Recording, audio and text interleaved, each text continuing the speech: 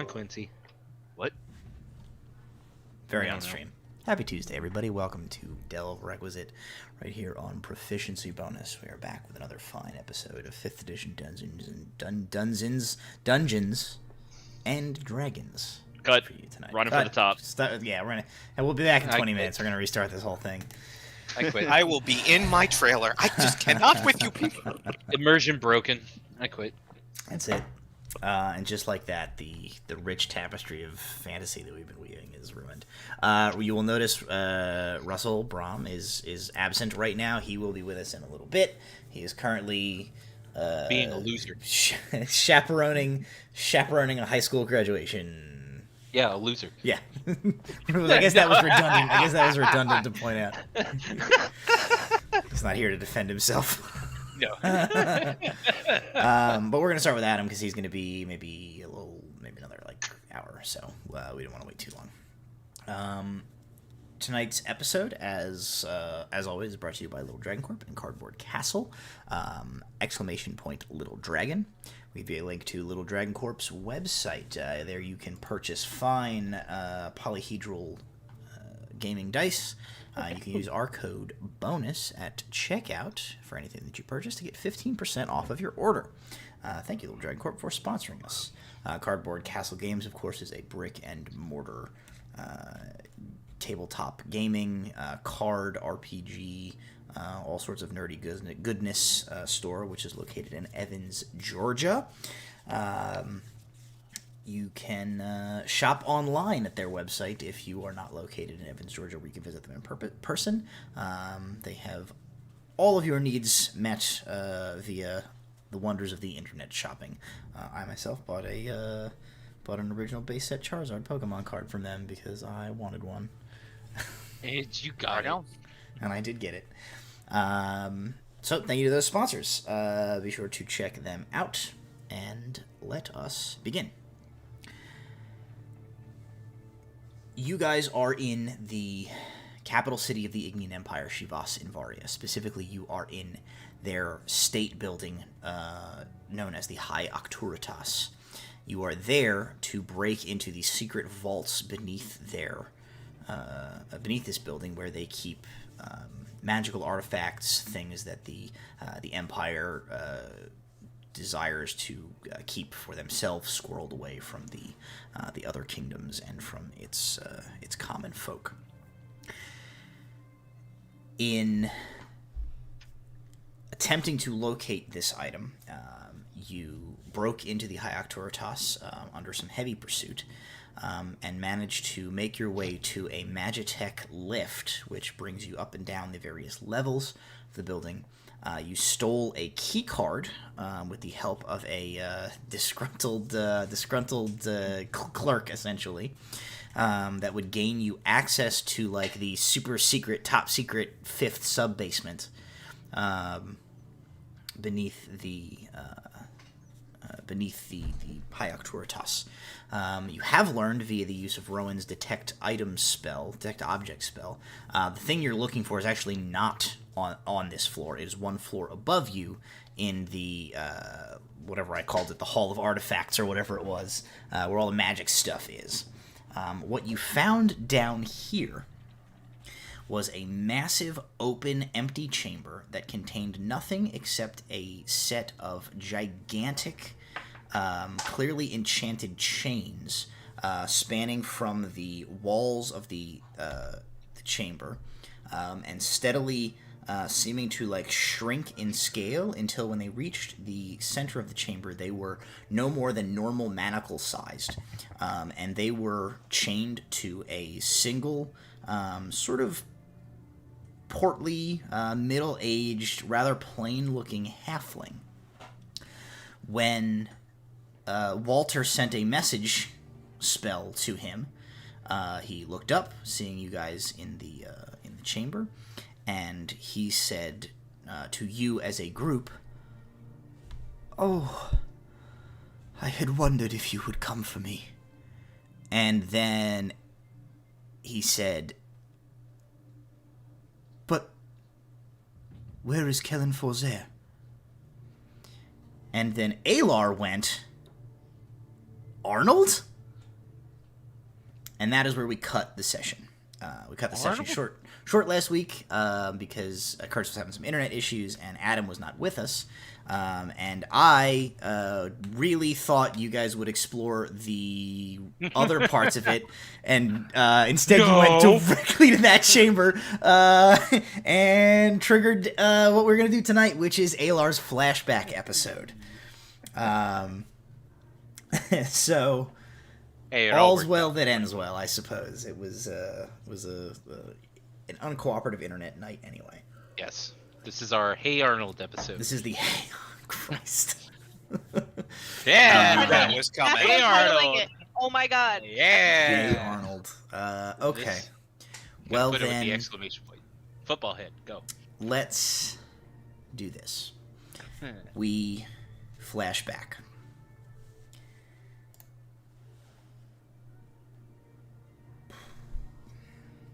The first person to fall ill with the fever in your town was Dermont Osen, the miller. He had traveled to another nearby town that had a stonemason to trade for a new runner stone for his mill. Within a week, he became sick with a hemorrhagic fever that would claim his life. Soon, more in the town started to get sick. At first, just a few. Then more, the spread of the fever going unchecked throughout the population. The common folk were of course hit the hardest, and to make matters worse, in an attempt to protect the gentry, the imperial governor established quarantine camps, cordoned off areas with temporary shelters hastily constructed outside the town walls. Touted as a public safety measure, it was not a long transition from camps for the sick to camps for those suspected of being sick, to anyone considered a risk to the health of the people, which of course meant non-elves. It is late in the harvest season of your 16th year. With fewer and fewer healthy or unquarantined villagers by the day, the harvest has gone poorly. Crops have rotted in the fields with no one to bring them in. The labor has been hard, yourself and the other remaining common folk doing the best you can to gather food for the winter for yourselves and for your neighbors. It hasn't been enough. Not nearly enough. While the wealthy in the center of the town have coin to spare that they can purchase provisions from traveling caravans or even from across the border in Mithlande, many in the area depend on the bounty of their own harvests to survive. The winter promises to be difficult for those who've survived to see it. Drusilla passed last week. Blessedly, the illness progressed swiftly. Your sister did not suffer. There has been no time to grieve properly. Not yet. For now, pressing forward has been the only option. Fields must be harvested if the town is to survive. Sick must be aided if more are not to die before the first frosts. You're at the kitchen table, packing the last of some freshly canned goods into your already laden pack. Your mother enters through the back door carrying a basket of vegetables from the garden. She moves slowly, with great deliberateness in every movement, as if she considers each step, each gesture, expression, or word with great care before allowing it to pass. You know that she is focusing on the present, on each moment as it comes, not allowing herself to look at the great and monumental thing that lurks on the edge of her thoughts. You know because you're doing the same thing. There will be time to grieve. But not now. Not yet.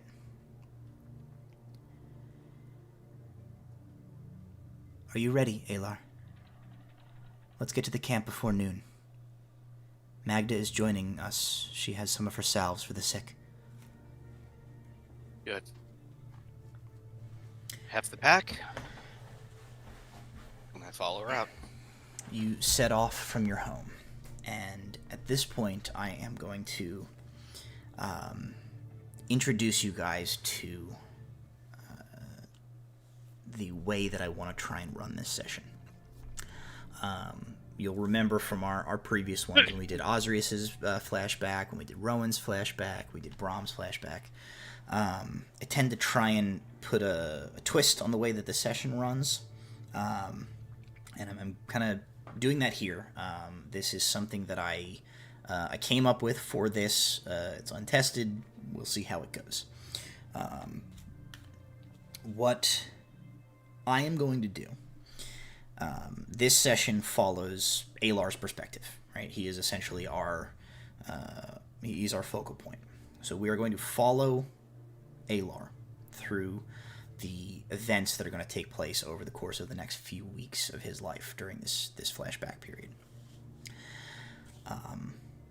I am going to do the DM thing, narrate certain NPCs, other characters, progress the story. Adam, you will, act as Aelar in this situation.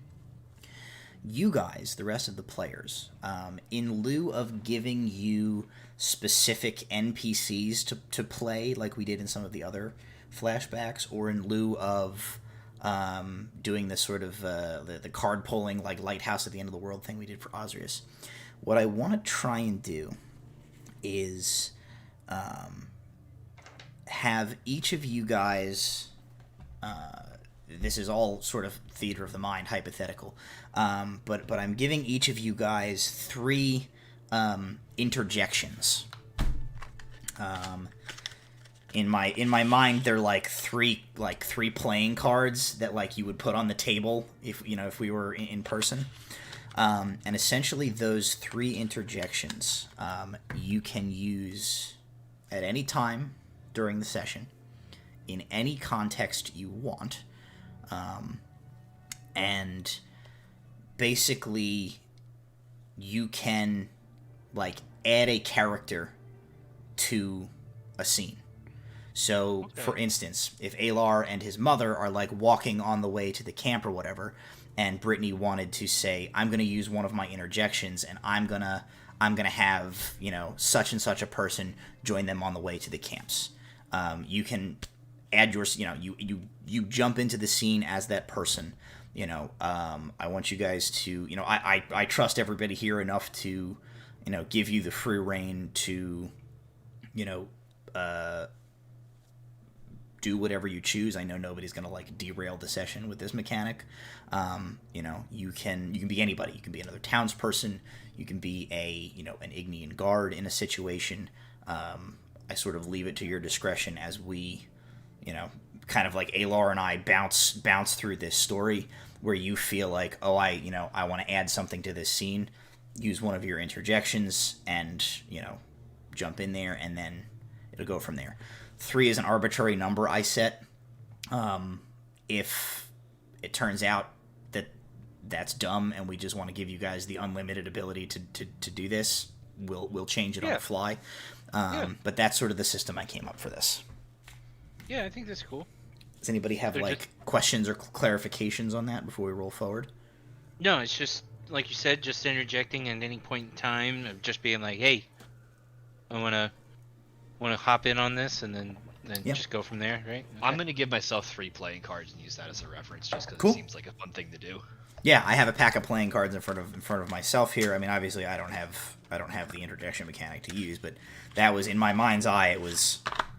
I'll use my dice. It was 3 playing cards. So yeah, put 3 dice in front of you, something like that, or just mark it on paper, whatever you want to do. Even you at home, if you want to interject too, theater of the mind yourself. It would be interesting. I wonder if we can. Yeah, I wonder if we can figure out a way to let chat. Do something. That'd be a cool thing in the future. There are a few point things that they can use, of course. You could use channel points. Yeah. Add proficiency bonus, bardic inspiration, player inspiration, game master inspiration. I think that would be really cool towards the end of our campaign. Get some audience participation in with it. If I knew a better way to do it without like being better at Twitch than I am. I would say we already have name an NPC. I guess that's true. Is that one particularly expensive? A little. It's up there, so it's not derailable. But it's more Yeah, it's expensive than 15K like 10 points. gold. We'll see. I Yeah, guess we'll it's kind of name see a how that permanent goes. NPC. I guess if somebody watching has enough points to do a name an NPC and they want to interject that, they can do that. Or I don't know, put stuff in chat, and if somebody puts something in there that I think is worthwhile, I'll take it and run with it. But anyway, you guys begin to make your walk through town. Why don't, Aelar, you sort of give me a perspective on, what the vibe is of this walk? Like, where, what is your home like? What part of town or outside of town is it in?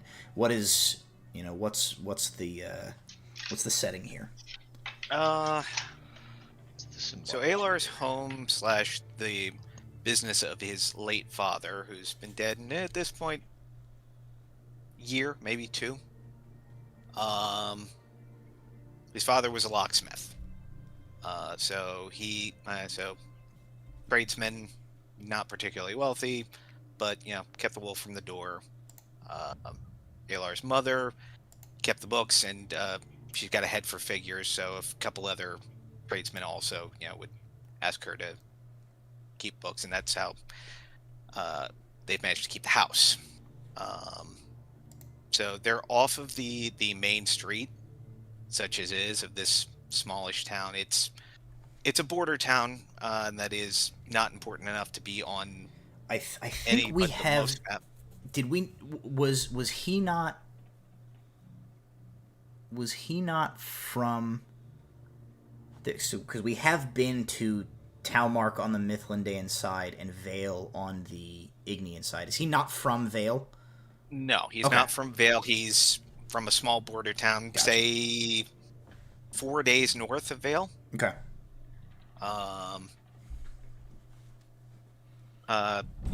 On the most important Ignean maps, probably listed there, but nothing. But unless you're running a trade caravan, just another shitty, dinky little town.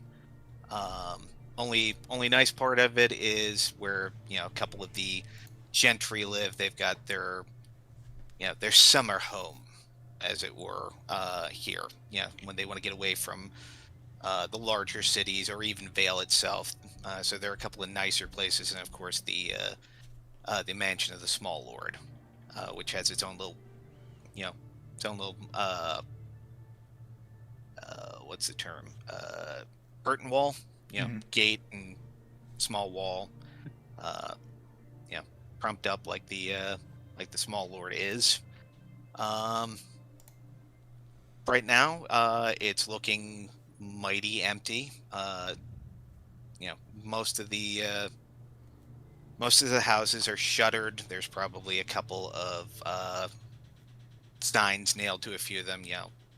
This house, quarantined by order, blah blah blah. Nobody's in them because they're in the camps, or people in them didn't make it. As you said, it is fall. It is starting to get colder. So trees, have all but given up their leaves. In short, it is the perfect mood for somebody who is this close to, keeling over, and just going, that's it. But somehow he's still putting one foot in front of the other, just like his mother. Okay. And he's not going to stop until she does, and doesn't look like she's going to stop either. So the two of you walk through the streets, and the few people that are out on the streets are not lingering there particularly long. Many have taken to tying kerchiefs and bandanas and things around their faces. The guards that are patrolling the streets, like dispersing larger crowds, anybody that's like sort of gathers, are all likewise masked, with like full face coverings for the most part. You make your way quickly through the streets. You pause briefly near the home of Magda, who is a human woman in her late 60s who lives alone in a small house here. She had some small manner of fortune from her late husband that has allowed her like keep her residency here. She spends her days puttering in her gardens, just growing medicinal herbs and things like that. So she makes some small bit of coin selling like salves and things like that. She has one particular one that she makes which helps with keeping the blistering and like sores that develop in the later stages of this illness from getting infected as easily. So she has been like making batches of that. She joins you outside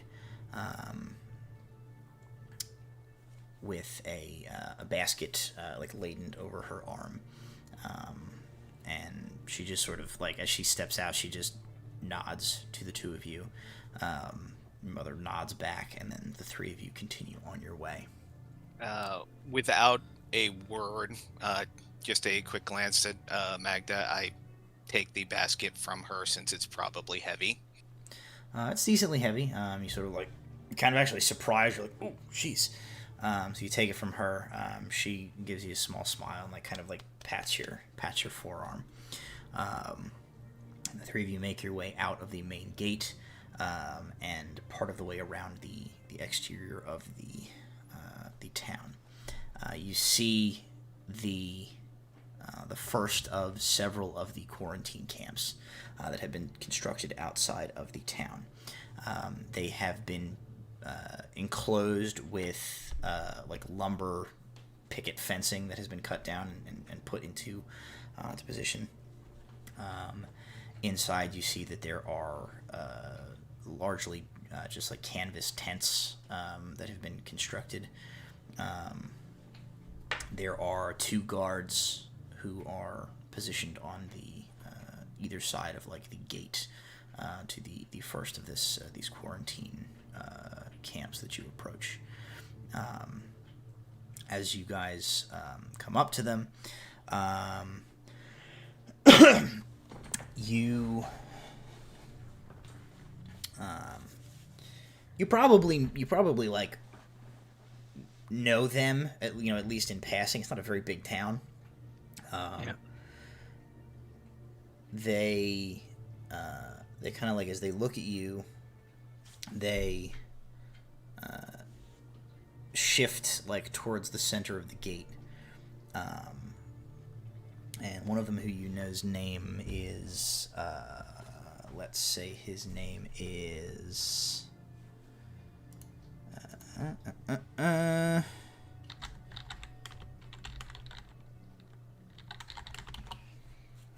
we'll say his name is Pheolin.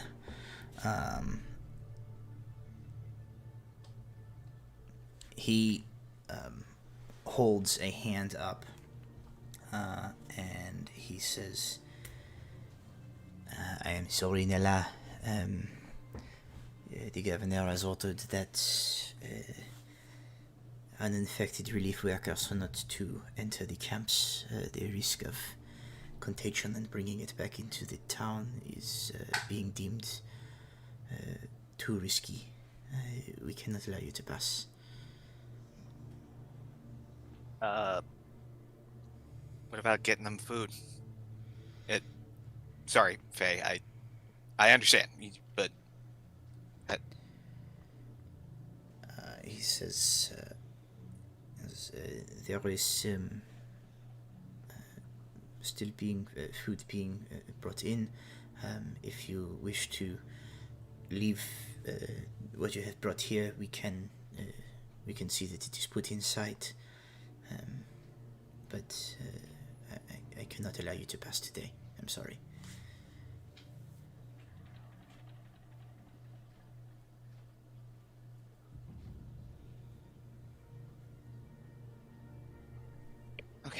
Aelar is going to take out the allotment that they were going to give to this camp, and set it next to him.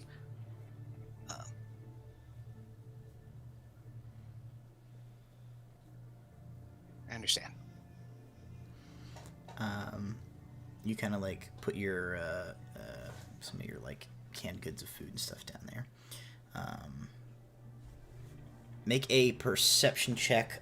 For this, just roll. We're just gonna roll straight d20s tonight, and not worry about character sheets. 14. With a 14, you like set down your food. As you like sort of turn back, you see your mother and Magda like exchange a look with each other, and they don't. Nothing like no words pass between them, whatever. But like you get the sense that like some sort of an understanding passed between the two of them, and they both kind of like, following your lead, they nod like, we understand. But neither of them like put any of their stuff in front of the gate here, and they like go to move on. All right, I follow after them.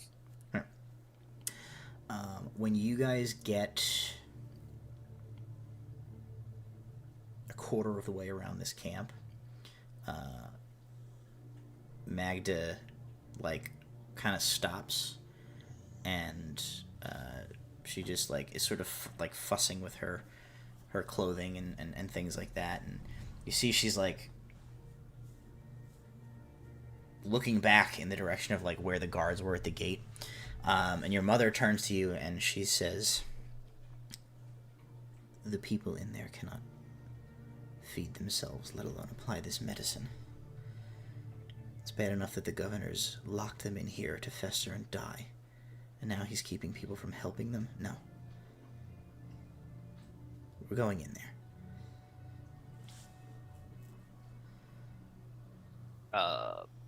Curtis is raising his hand. I'll jump in here. I'll jump in.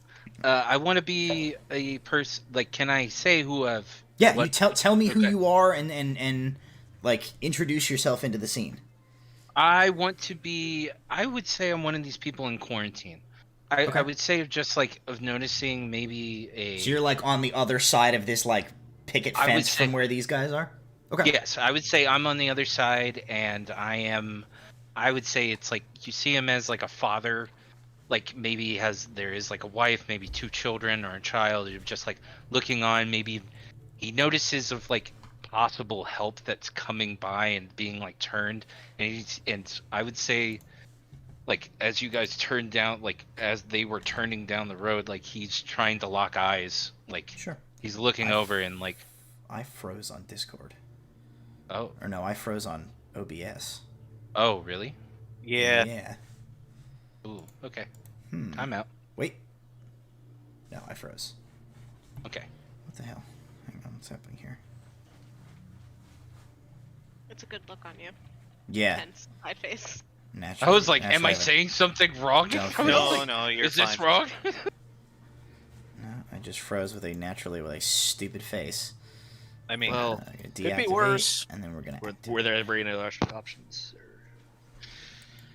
Just kidding. Okay, there we go. It looks like it's yeah, fixed. that's moving. Okay. I reset my camera. Okay, sorry. Proceed. Yeah.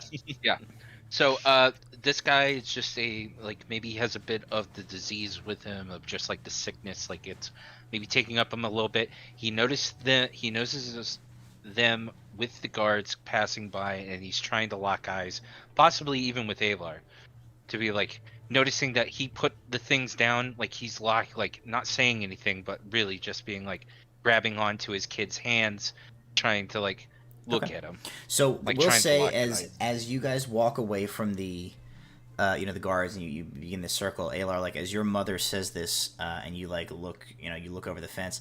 The fence is, it's probably You know, it's like saplings that have been cut down, so it's, you know, it's posts that are maybe, you know, yay big around, driven into the ground with like cross pieces.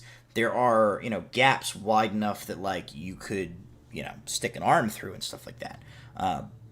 You clock somebody, you kind of notice like that this person has been like kind of tracking along the inside of the fence with you guys, and your you know, as your mother is like, we're going in there.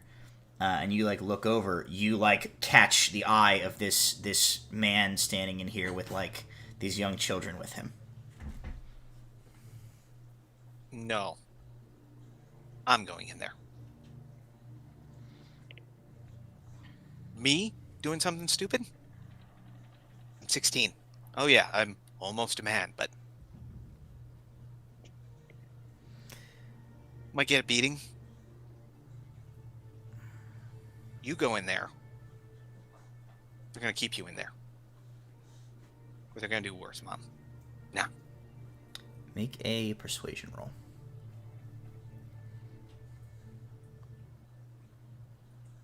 $15. Okay. She looks at you, and you can tell she's like wants to argue, but she sees kind of like I think she sees in you that it is gonna be a fruitless endeavor to like try and stop you from just like going off and doing this. So she like nods and she says, "Okay, I'll help Magda keep lookout."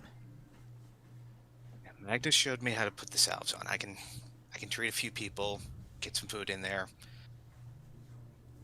Hopefully be quiet doing so. So I will, you know, reshuffle the pack with the salves that Magda was going to give out here. Some of the remainder of the food on the back. One quick glance around to make sure that none of the guards are trying to circle. And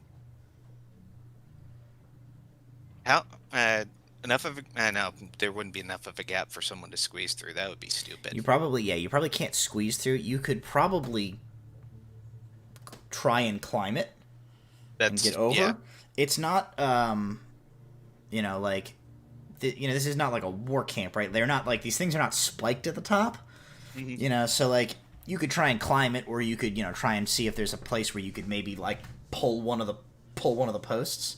But yeah, you kind of look, and you just like, this guy's like looking, like really looking at you, Yeah. as you get closer to the wall.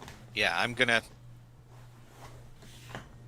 Can I just interject of being like, is like the character there, like watching him and like not saying anything, and just like as I hold on to like children's hands, like I kind of lean over to one of them while still looking at him, and just like I want to be like, you know what to do, go, and just trying to be like possibly play by the guards to like get the guards' attention. Like, So you've one of the rehearsed kids being this like, with your children. yes, So you're like, being like go. let go of their hand and being like, go.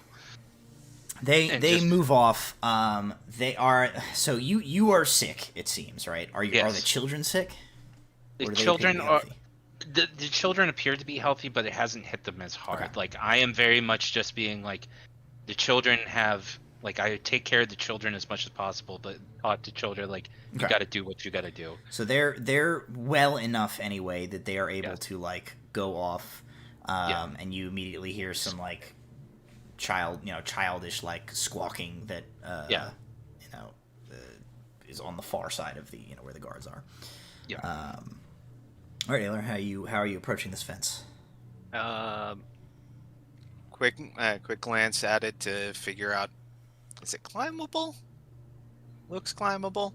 All right, up and over. So I will attempt to climb. Yep, make a it's really just a D20. 14. With a 14, yeah, that's enough. It's not the most graceful. This like hefty thing on your back is like really setting your balance off. So you kind of like struggle your way up. There's a little bit of like clinking from the jars in your pack. There's I a will- lot of very, very quiet cursing in Elvish. I will make a disadvantaged roll for the guards to try and catch you. They got an 18 and a 3. So the children successfully aid your endeavor, and you were able to get up and over and drop down inside the quarantine camp, right by this person. All right. I'm gonna look at him like, which way? Immediately of just being like real quick, can I open up like, are these like tents or are these like huts? I'm or thinking around of it here? as like a medieval tent? fantasy FEMA camp, essentially. Okay, Right, like these are like tents that have been put up for That's like what I emergency thought. shelter. Yeah. that's what I thought. Like these like crew, like kind of crew tent. Okay, I'm Yes. gonna open up just like a flap real quick, Okay. and just like while looking over at the guards, and just so it's like Aelar can get in and be All right. like, get I- yourself in. All right. I duck in. I come back in around and being like, many of us need help, and I know that you're here. What you need to do is cut around in the back and take care of anyone that is of dire health. I do not matter so much. Just do what you can here. I appreciate Aelar, you. yeah, Aelar is going to take out all of the food that he took with him. Pass these around. You take 'em. I get around to treating the worse off, and Aelar's going to break out one of the salves, and that includes you. Give me your arm. Don't argue. He gives a bit of a cough while canning the things. He's like, fine, just do what you must, but take care of everybody else, please. And it's like, I'm glad. And he's just like kind of like wincing a little bit, looking over at the kids, being like, looking back at Aelar. Yeah, I'll quickly apply salve to the worst of the boils on him, and then try and sneak my way around toward the far side of the camp, where I assume the sickest folks are, and start treating them. Okay. So you. Hang on.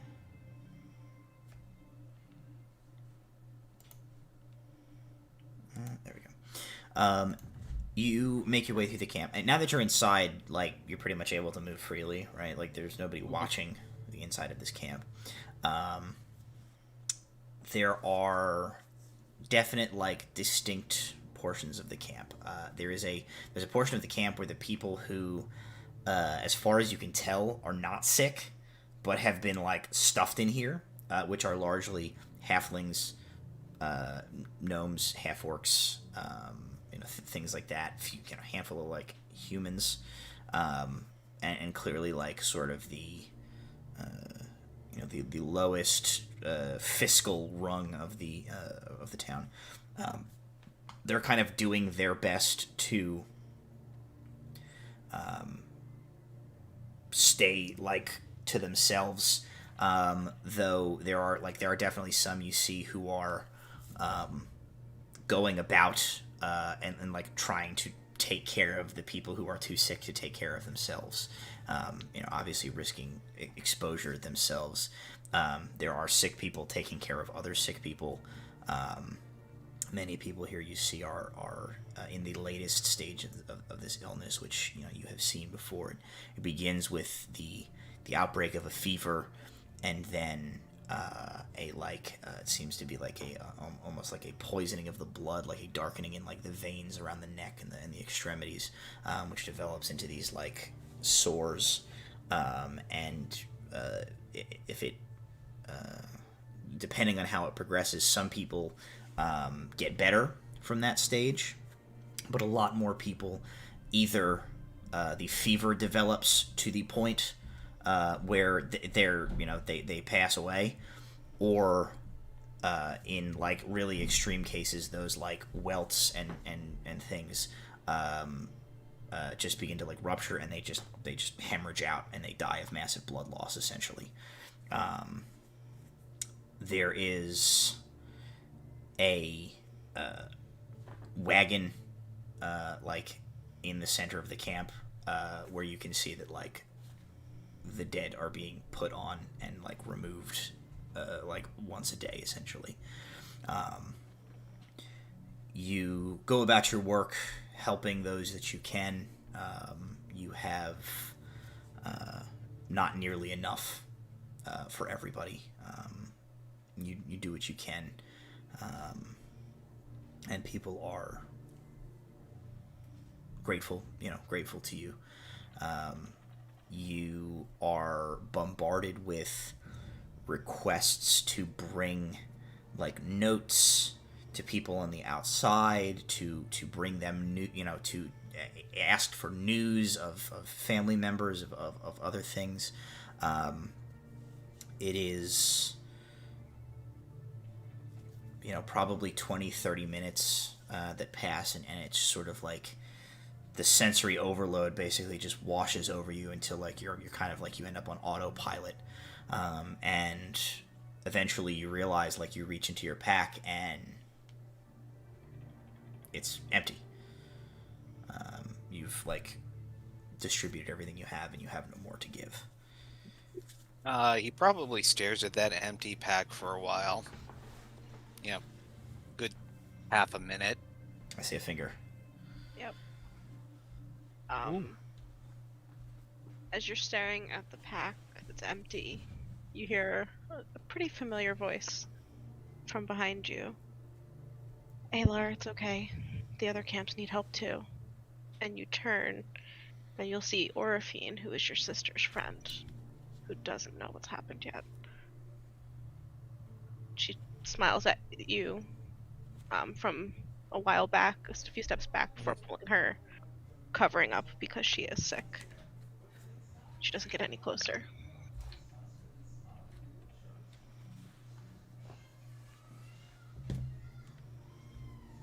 Yeah, you're right. Gotta help the others. Is your mother okay? Yeah, she's fine. I talked her out of trying to climb this herself. She's, well, you know her. She's tough as anything, but I mean, she doesn't do heights well. Well, she might not do heights well, but I have money on it that she might be trying to climb the next fence if you don't hurry up and catch her. You're right. Tell Drew to stay inside, okay? And he just goes still and blank for a second. Then, just too long, just long enough that it's obvious, and then She nods and get out of here, Aelar. Those other camps. I'm sure Magda's a little impatient too. I'm going. And he's going to try and climb out. All right. I'm not gonna make you roll for that. You climb back out. You get out of there. You turn to your mother. You repeat this process 2 more times at the other camps, with the remaining like provisions that your mother and Magda are holding on to. And when you're done, you guys head back into town. Wave farewell to Magda, who goes back into her home. You head back to your own home, and as you like sit back in at the kitchen table, your mother is sort of still for a few moments, and then she gets up and begins to move over towards like the cupboards and things, and she says, we'll have to prepare another batch for tomorrow. I'm sure Magda will get another round of salves, and I know some of the other folks in town are preparing relief supplies as well. We should coordinate with some of them to get. And she like opens her cupboards, and she kind of stops mid-sentence, and she says, "We're out of mason jars. Damn it! Slams the cupboards.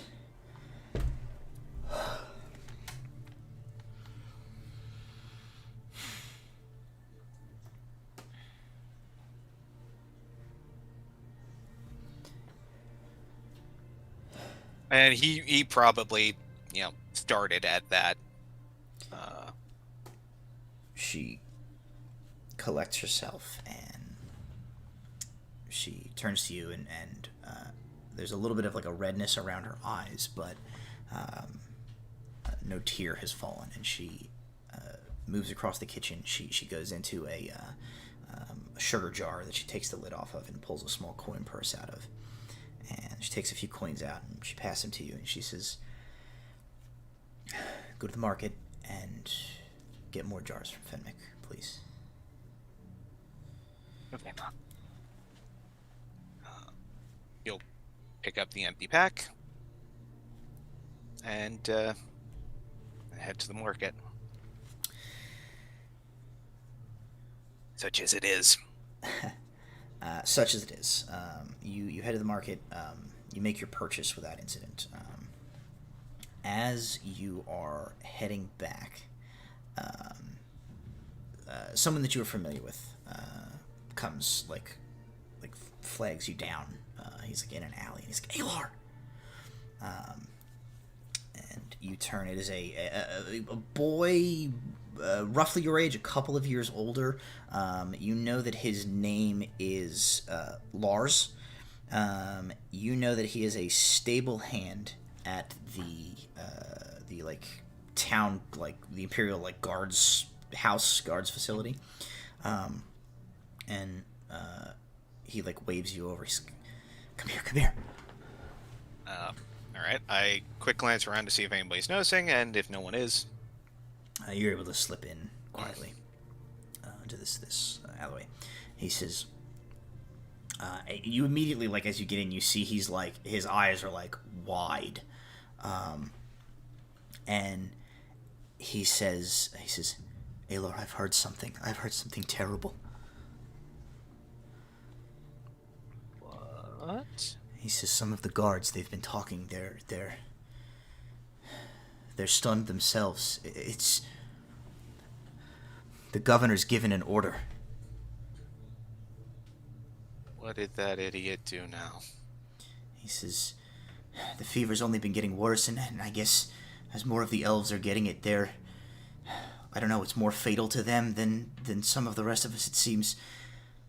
He shakes his head. The governor's gotten an imperial grant to purge all non-elves out of the town. He says the guards are talking about it now. They're gearing up tonight. They're going to force everyone who's not an elf into the camps or out of the town. He grabs your shirt. He says, Aelar, I heard them talking. They've been given the order to kill anybody that resists. Late fall. The first frost is maybe a week away. Nobody's going to survive a winter in those camps. He shakes his head. He says, we have to go. We have to leave. I don't know where. Mithlande, maybe. We have to get out of town today. Okay.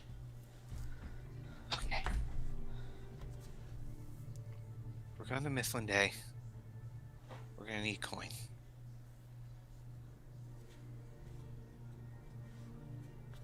We're going to need food.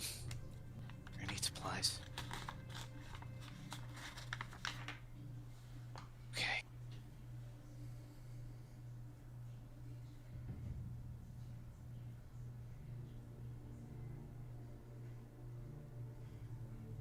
Did the supplies for the feast come? Yeah, the one the smaller was having for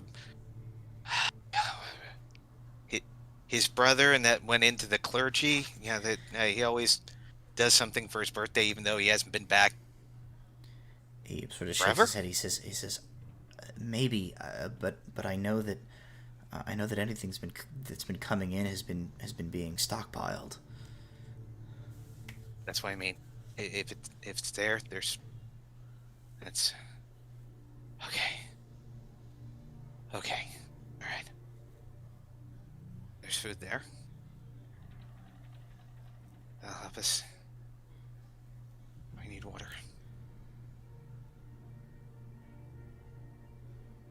Can you grab a few spare water skins from, the backpacks, the kits for the patrols? He says, I think so. Do it. And saddle up one of the pack horses with a cart. Tell them, I don't know, come up with something. Just tell them, you need to test out one of the wagons. Make sure a repair on it is good or something. They've let you do that, right? He looks nervous about the idea of trying to like lie his way into this, but you see that he is like more terrified of the idea of like everybody getting rounded up and sent into these quarantine camps, and as you seem to be like having it together in this moment, he just like yeah, I'll do it. Okay. Where do I go with it? Take it out of the gate to the God, think. Toward the old mine cave. Okay. You don't have to go all the way there. There's a slight turn off about half an hour outside town with a ride. So maybe that much at a walk. Go there. By nightfall, not there, and anybody else isn't, go. Just head for the border. Watch for our guards, but how's your Mythlindian?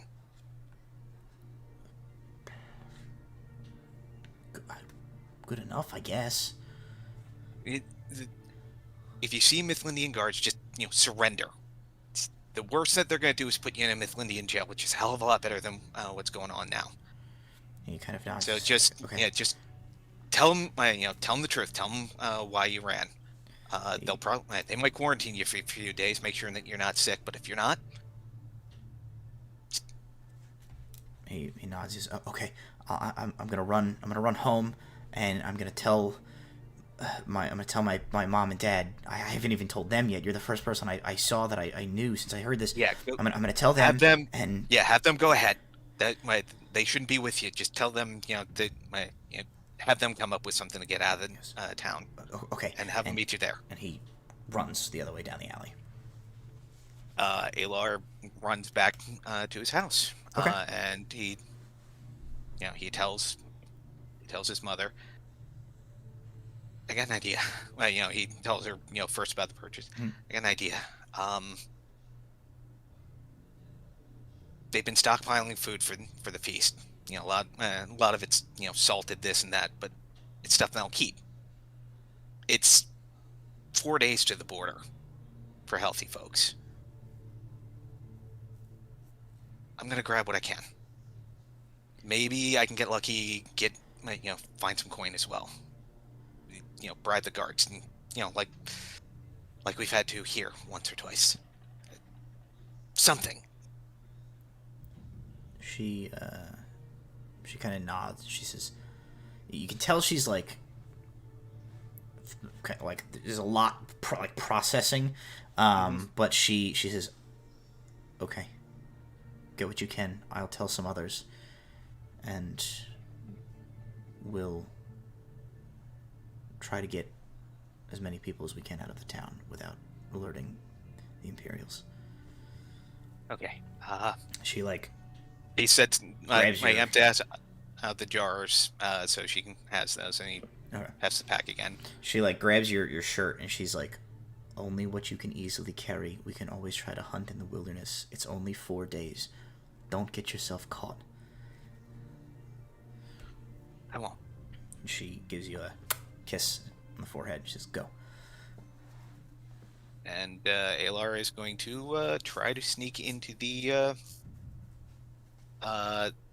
servants' side gate of the small lord's mansion slash palace or whatever Yeah, well, it's stupid name he calls it. large, large estate essentially is sort of the scale here. You surprisingly, you make your way there, and you go around like the side of the exterior wall where like the sort of like the servants and the carriage entrances, and you find it's just not guarded. On your way there, you see that like the town guard, the Imperial Guard, is like kind of in a flurry right now. Knowing what you know, you see like, oh, they're like kind of like freaking out themselves as like this whole thing is about to go down.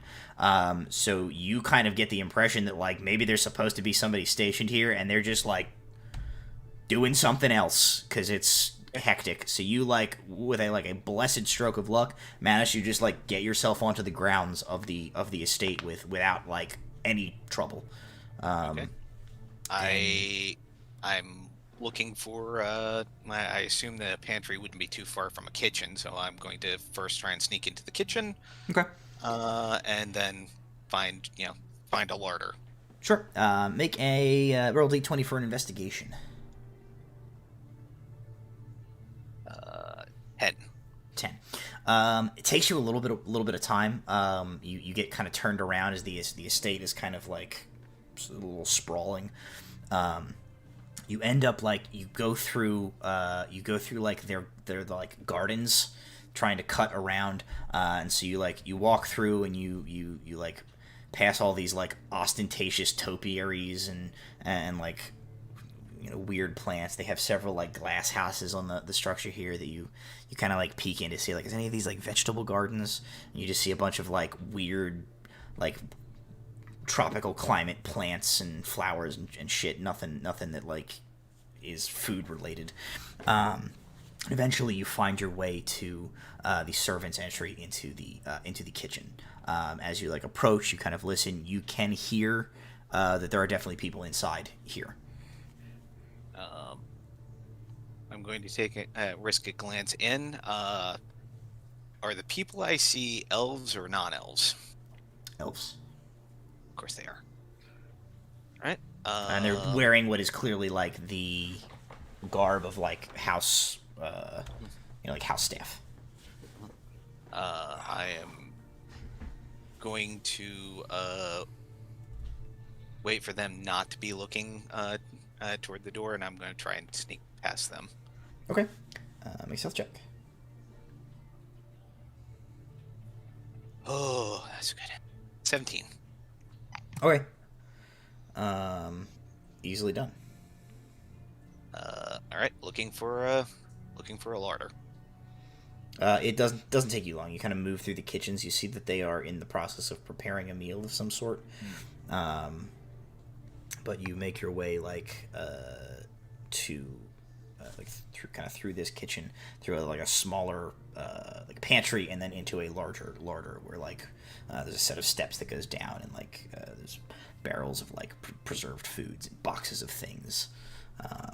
There's like a wall of like fancy wine bottles in like a wine rack, but there is enough stuff here to like fill your pack. All right. I fill my pack, and then just before I leave, I have a little thought in my head. I grab the dustiest bottle. I stuff that in there as well. Okay. Having half remembered, dustiest means oldest. Oldest probably means something expensive. So, yeah. Don't even look at the label because there's no time for that. And now I'm gonna try and get the hell out without being spotted. Okay. Oh, my camera froze again. Well, At least this time At you. least I look ponderous this time. Yes, you look. Instead of like you a look appropriately ding-dong. DM pensive. Orb is Not just off screen. confused. Yeah, I'm pondering my orb. Ew. So my stealth check this time. Whew.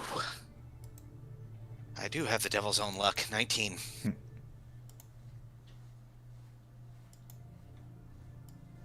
And I return. There we go. Okay, you managed to get your way back out of the, out of the kitchens and back onto the grounds of the estate without being spotted. Okay. I am heading back to my house. See if my mother is, whether she's returned, and was packing up what little food we had left. Okay. Yeah, you're able to do that. The sun is like setting at this point. It is getting to be, nighttime. Or probably like dusk at this point in the day as all this is completed.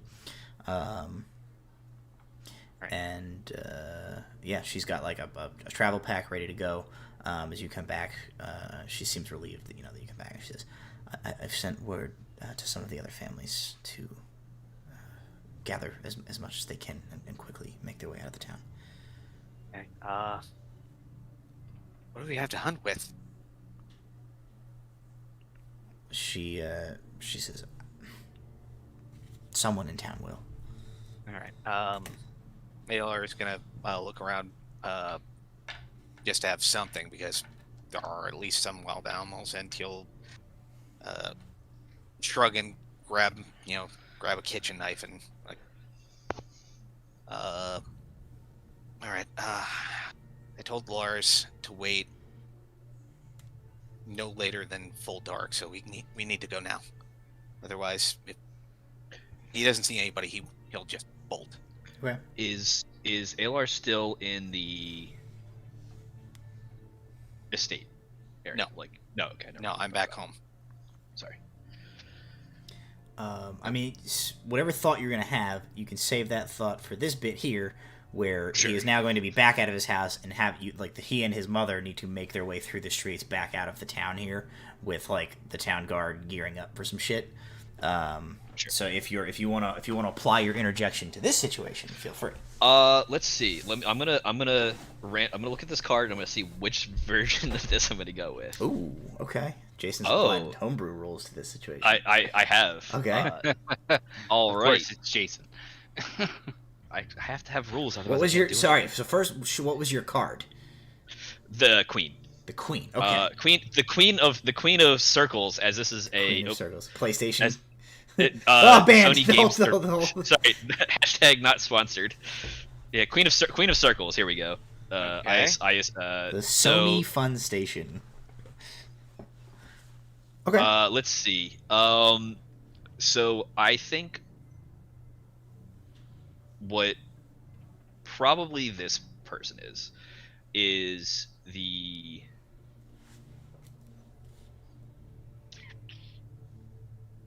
not the matron of the estate, but like the female head of like the servants. Okay, so she's not the governess, but she's like No.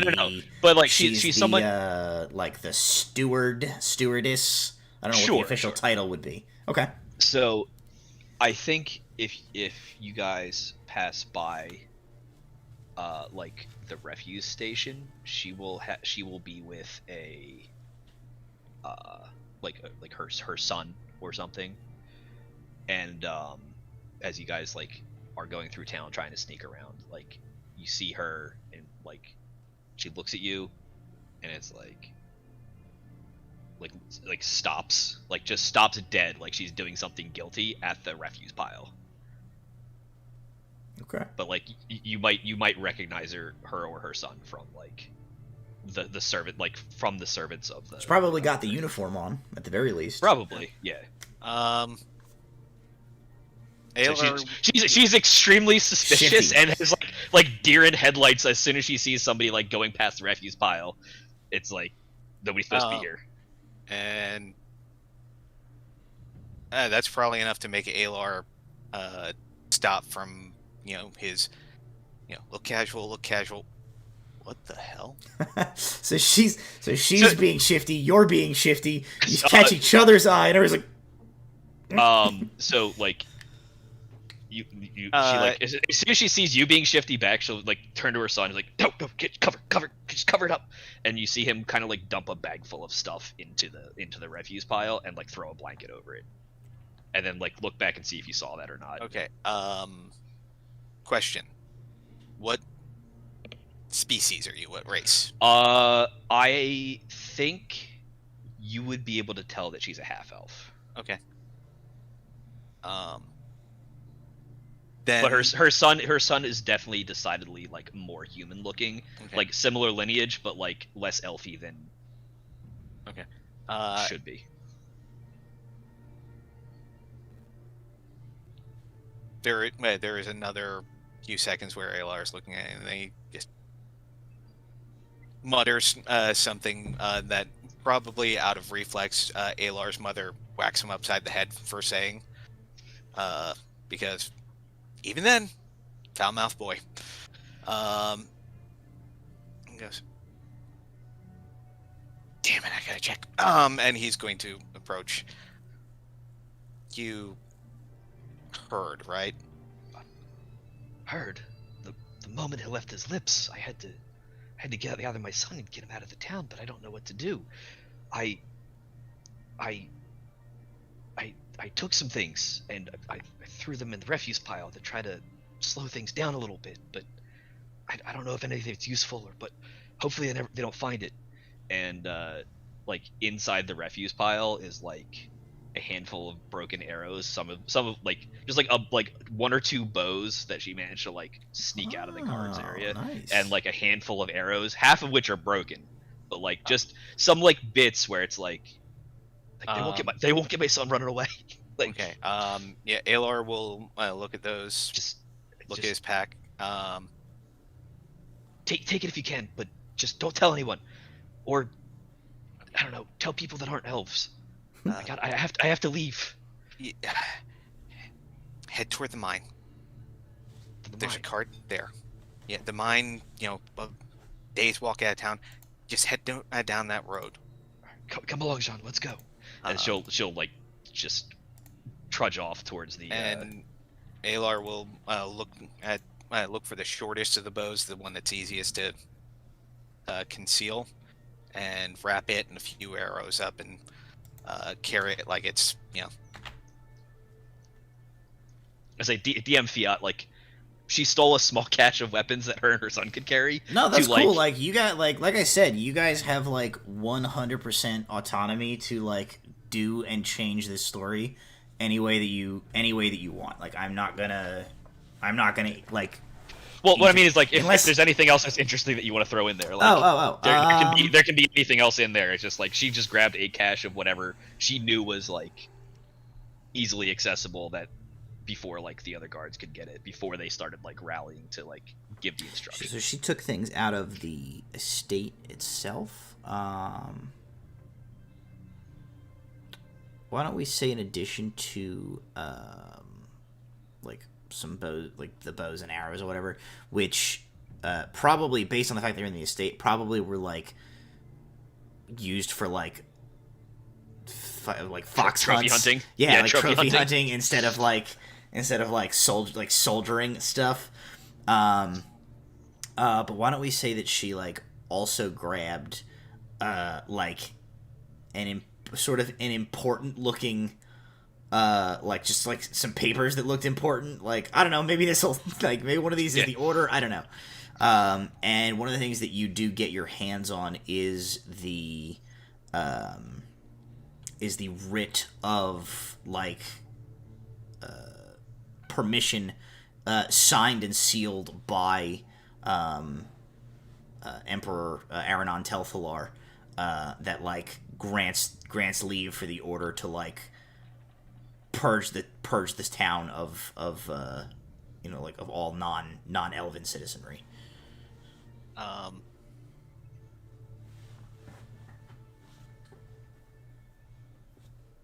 It slightly crumples in Aelar's hand, and he goes to tear it, and then he stops, And he just rolls it back up and he stuffs it in his in a pocket somewhere. Okay. Because there's just enough sense left in him. We do make it a Mifflin Day. We can show him this. It's official. It's real. Maybe they help. And he's gonna get get back with his mother and try and get out. Okay. I'm going to advance the story a little bit here, montage style. You manage to smuggle yourself and your mother and about 24 other people out of the town. You hear word from some of like the last stragglers to get out there. You hear that like towards the tail end of like people trying to trickle out, the Imperial Guard like caught on. A number of people who were like trying to join this escaping convoy got pinched on their way out, and the town is sealed essentially. You make the trek through, largely through the wilderness, steering clear of the main roads, lest other Imperial Guards or word be sent ahead or anything like that come across. It is obviously well known that this illness is going through the region, so you are in danger of anybody you come across being potentially like unfriendly to you. Luckily, it does seem that within a few days of traveling, like nobody begins manifesting any signs of sickness. So it seems that nobody is ill on your travel. The food that you have that you managed to steal is rationed out, and is enough that nobody is comfortable, but nobody starves.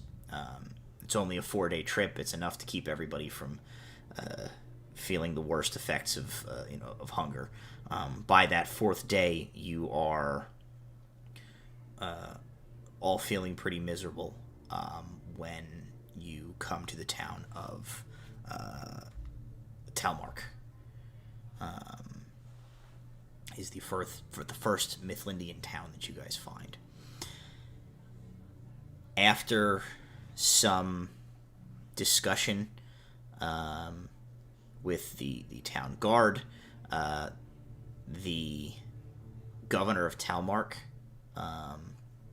agrees to provide you with food and provisions, and they provide like ironically enough like tents and things for a quarantine camp of your own in a way, where he like requires the group of you to stay for another several days before like they will let anybody into the town. But your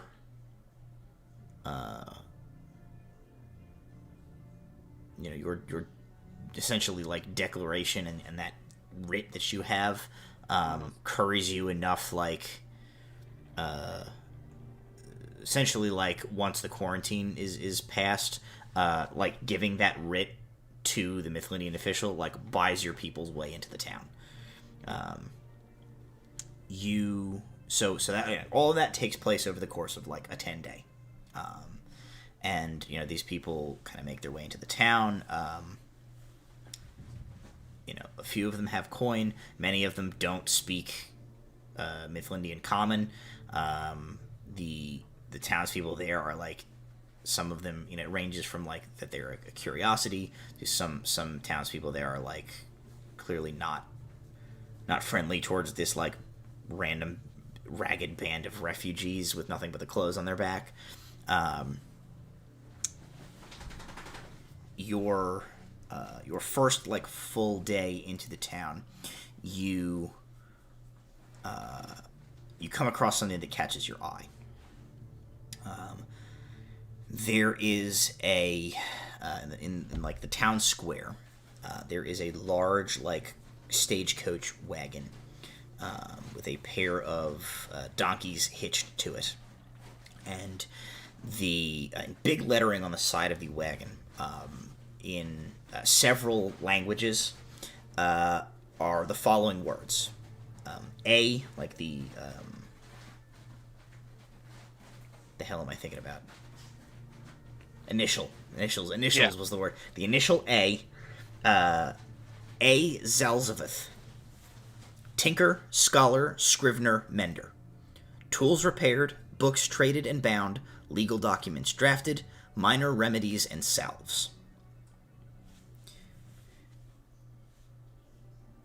As you kind of like are looking at this, the side of the stagecoach opens, and a gentleman comes out and begins like doing a little bit of like trading and business in this square of Talmark here. He is a halfling, roughly middle-aged, portly in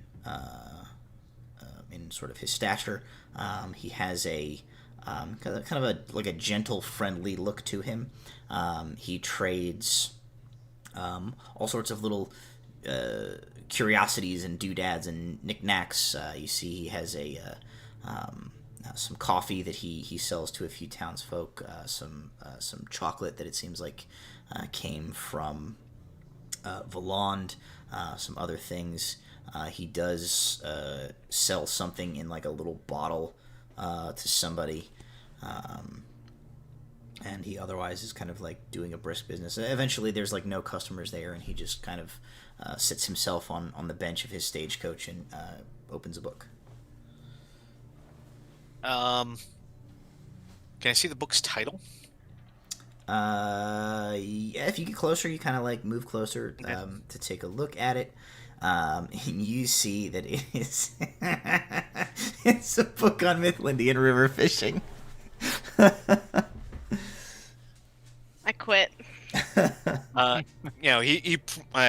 His curiosity got the better of him, so Aelar has leaned in far closer than he intended to, so he can see. Yeah, and he closes the book and looks around at you, and he says, "Ah, hello, my friend. Is there anything I can get for you?"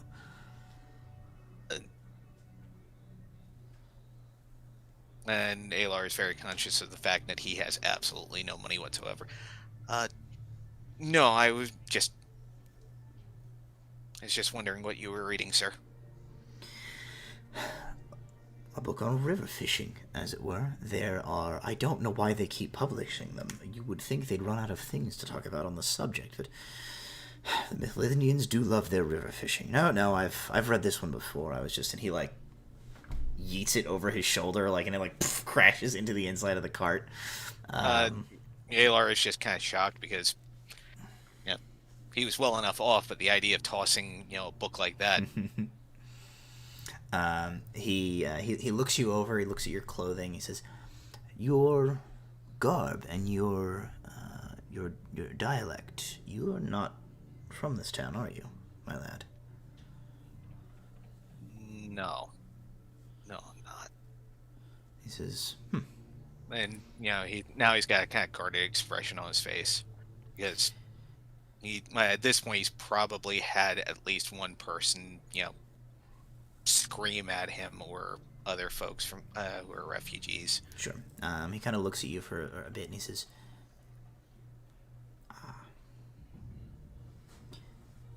"You're from across the border." He says, "Can I offer you a cup of tea, young lad?"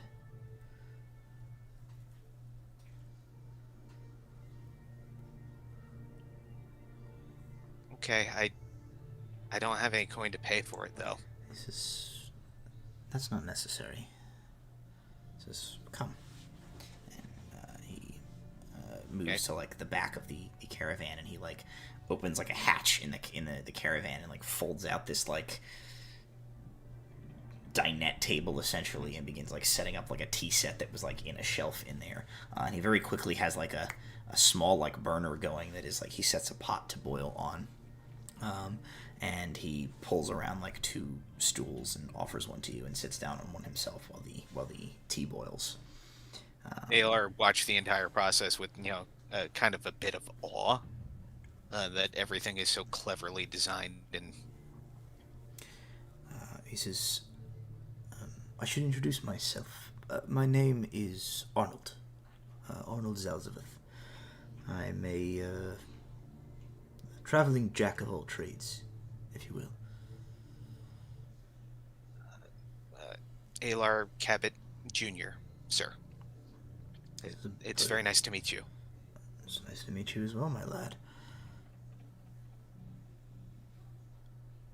I will admit somewhat of an ulterior motive for asking you to join me here.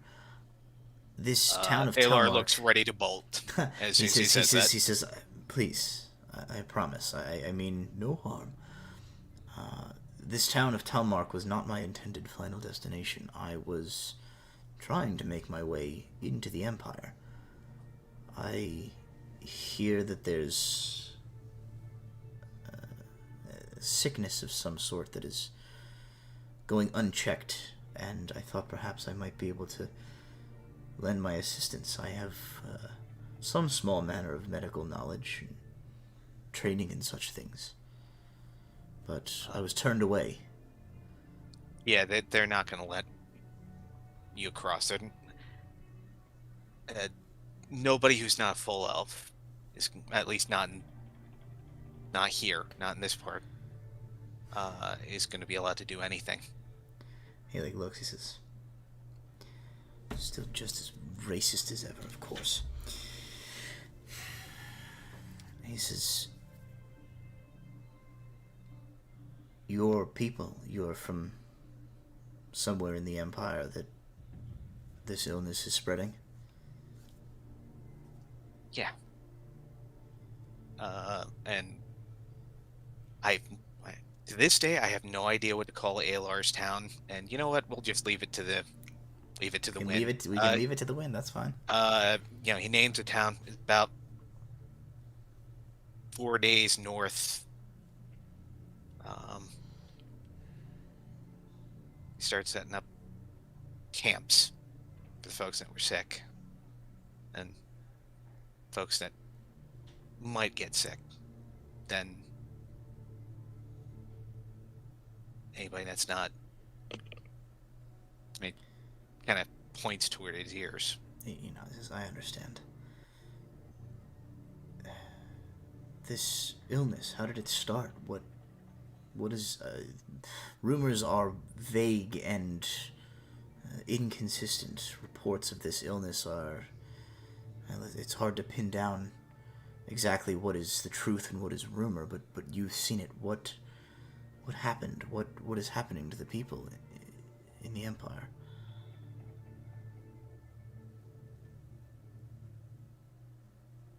So, one of our stonemasons went to another town to trade for supplies, and he came back, and a few days later he got sick. Then other people started getting sick. First it's fever, a bit of cough. Then it's like your veins start turning black, and some people they shake it off. Other people, the fever gets worse and they don't make it. And for the rest, they start developing, like their skin starts developing boils and cracking, and they just bleed.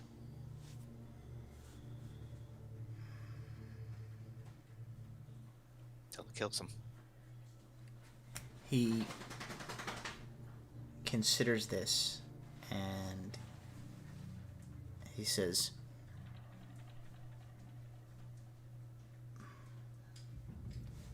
and the elves don't know what this is. I think the old healer, had seen this before, but he passed on 6 months or so before this started, and he didn't have an apprentice.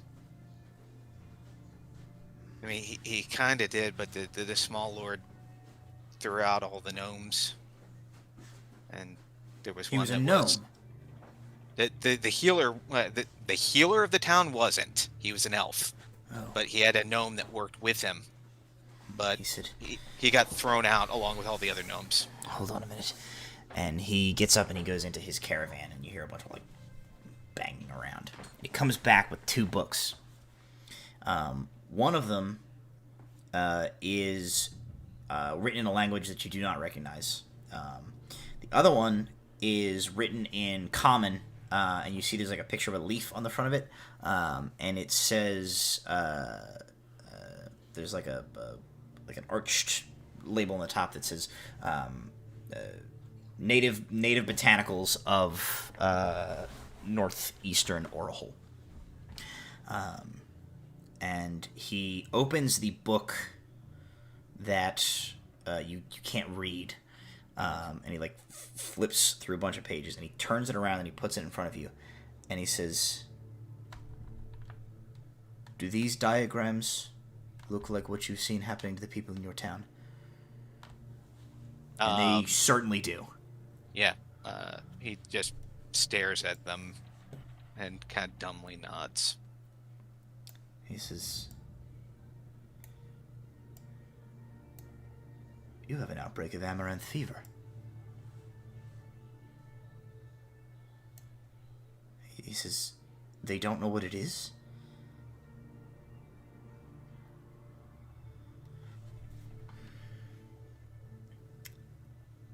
He flips the other book. He begins to flip through pages, and he says, "I know what this is." He says, "There's medicine for it." He's like furiously flipping. He says, "It's no wonder if they're throwing out anyone that's not an elf. They don't know what it is and how to cure it. The gnomes and the halflings cured this disease 150 years ago. Bloody elves." And he turns the book around and he shows you taps a diagram of a plant. And he says, "This is Amaranthus And caudatus." Aelar just grabs it from him and looks at the plant. Because he remembers seeing this plant in the garden that he snuck through. Yes, he does. And he just stares at it. That was grown in the lady's gardens. Tons of it. They have Amaranthus love lies bleeding in their gardens while their people are dying. And Aelar leans back because it's a stool. He just kind of falls flat. Yeah, have to die. Have to die. Nobody did.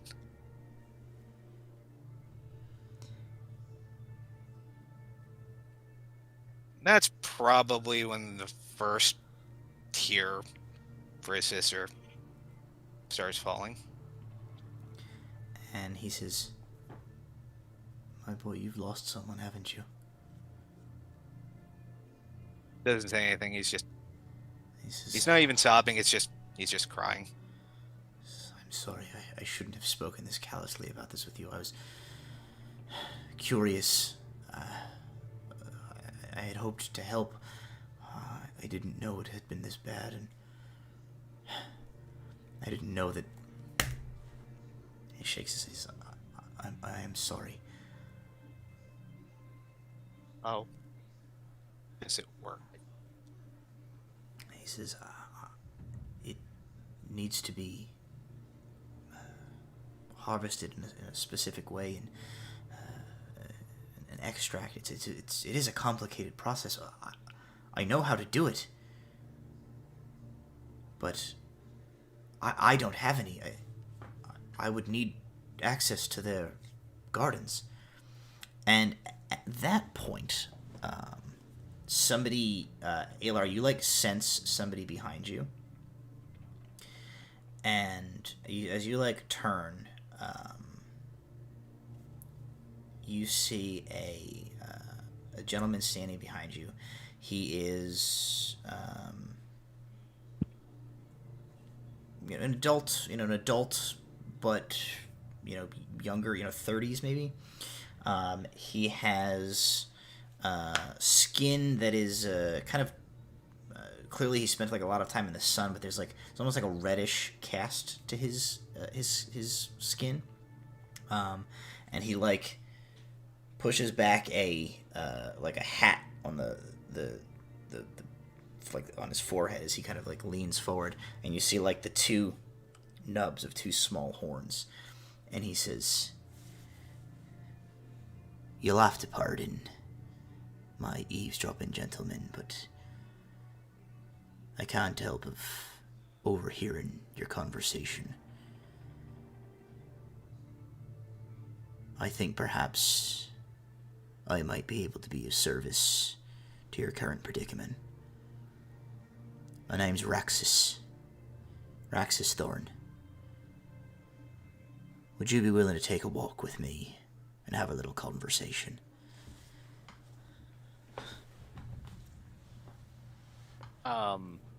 Aelar will, dab his eyes. This is probably the first tiefling he's ever met, so it's, he's looking at him with curiosity, not fear.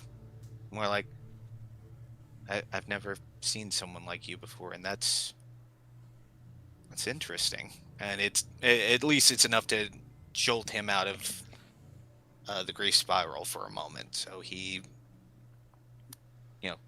starts picking himself up. And okay. Arnold kind of stands up. He closes up the tea set and he says,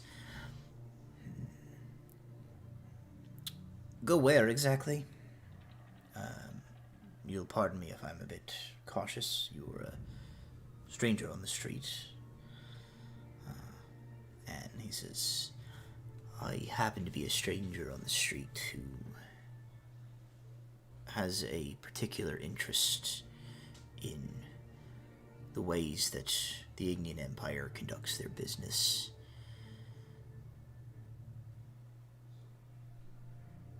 Sounds to me like right now they are massively cocking up an outbreak of an illness. And there are two people sitting here who might be able to do something about that. If they can get their hands on what they need. Just so happens I might be someone who can help you do that." And What's the catch? This is no catch. There's always a catch. He kind of shakes his head. He says, "It's a win-win situation. People stop dying, which is far and away the most important thing. It was a bonus for me. Somebody sticks it to the Empire a little bit. But cross my heart and swear on everything I find holy.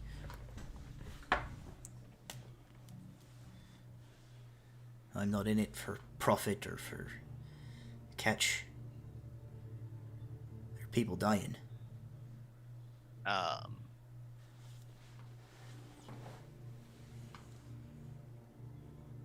Yeah, he doesn't trust. It's not it's not that he's a tiefling. It's who the hell is this person? Sure. And lifetime in the Empire, even that young, there's always a catch. But damn if he's not gonna believe him, because I rolled low. So maybe you're still suspicious, but like That was it. it, it seems the means to perhaps help the people back home who are like going to die otherwise has fallen into your lap in the like coincidental meeting of these two individuals. So suspicious or not, it's it's not something you can pass up. What do you need from me? I'm nobody. He says, let's save that for somewhere a little quieter. He's gonna glance over at Arnold and then realize I have known this person a grand total of about 7 minutes longer. Yeah, than you this look person. at Arnold. Arnold's like shrugs at you. And he'll follow Thorn. Okay. You and Arnold. Arnold like closes his wagon down. You guys follow Thorn. He leads you back to a establishment that we've seen before in the campaign. His establishment. Goes in. I think the first thing he says after he's let in, "Are you looking for another bookkeeper?" He says, "Let's see how this goes, and perhaps we can have a conversation about future employment." And he closes the door, and he like closes the shutters, and he goes, "Nathaniel!" And another man descends from upstairs. Looks very similar to Raxus. Oh God, Aelar knows him. Oh God, that makes it worse. He is dark of complexion like his brother. He does not have horns, and he has like a very dark black hair. He comes down the stairs and he says, "Oi! I were resting. What are you hollering about, Raxus?" And he says, "These two gentlemen have rather intriguing tale to tell." You tell him your bit. Arnold says, like, "I can make a cure for this fever, like, with the plant they have in that estate." And the two of them kind of, like, listen to this. They look at each other when it's done. And Nathaniel Thorne goes, "Oh. So we need to go back to your village and rob your small lord's estate."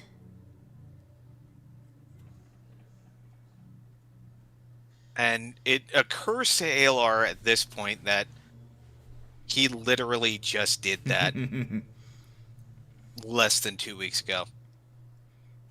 Again, but yeah. Raxus says, "You shouldn't be asked to trust us without knowing us. As I said, I'm Raxus. This is my brother Nathaniel. We're originally from the Iolocus archipelago.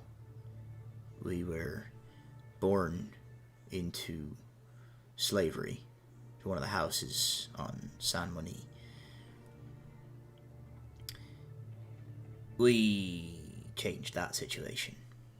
And Nathaniel's like, "Violently." And Rax is like, "We secured our freedom and came here to Mythland. We have been making it our business since then to do everything we can to undermine the Ignean slave trade. We're smugglers of sorts. We smuggle people.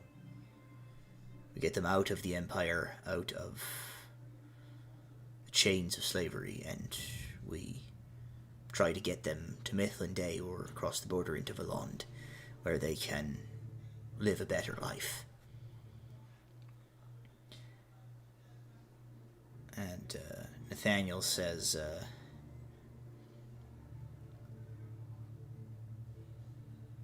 "It's been rather a lot of shady meetings and rather a little less stabbing Ignians for my taste.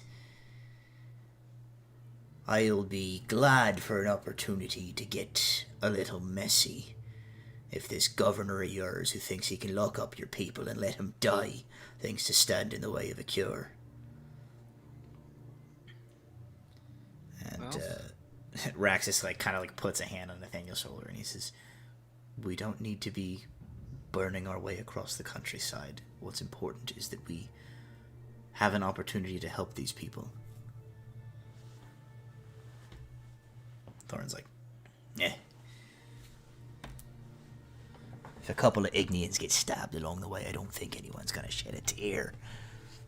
Aelar's probably a little pale at that.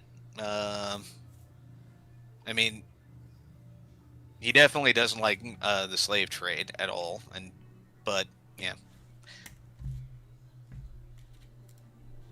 most blood he's ever drawn is either his own by doing something childish and stupid, or probably bloodied somebody's nose in a a fight between boys. So he's Raxus, kind of seeing this, he sort of puts a hand out. He says, "Lad, I'm not gonna ask you to do any killing or fighting. And he looks at Nathaniel. He says, there's really no need for any of that if it can be avoided. But you've been into that estate. You've seen the plant that Mr. Arnold here needs to create a remedy."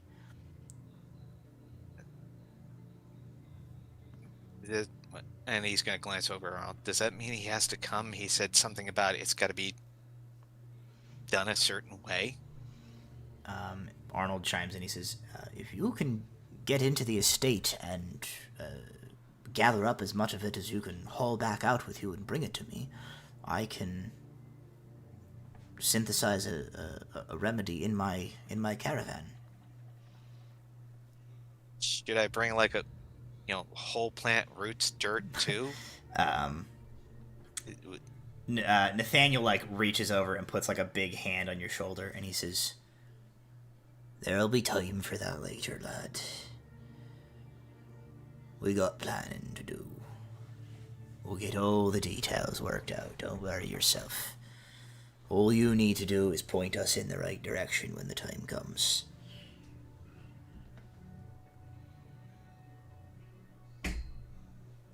Okay. And they nod. And an arrangement is made for the group of you to meet back at this establishment the following day to make preparations for your return back to your town and a heist on the estate of the governor. And I think that is where we're going to stop tonight. Okay. Because Russell doesn't appear to be arriving. And I think that's definitely a statement. Yeah. So I think what we'll do next time is I think now we have a basis to justify giving you guys NPCs to be the heist crew to go do this. Heist. And we'll continue with that next time. So thank you guys for joining me. Thank you guys at home who are watching. I always love to have people joining with us and telling our stories along with us. Thank you as always to our sponsor, Little Dragon Corp and Cardboard Castle. And be sure to join us right here next week. I can't see why we wouldn't be here next week, but we'll continue our Aelar flashback session at that time. So we'll see you next week. Thank you for joining us. Bye bye.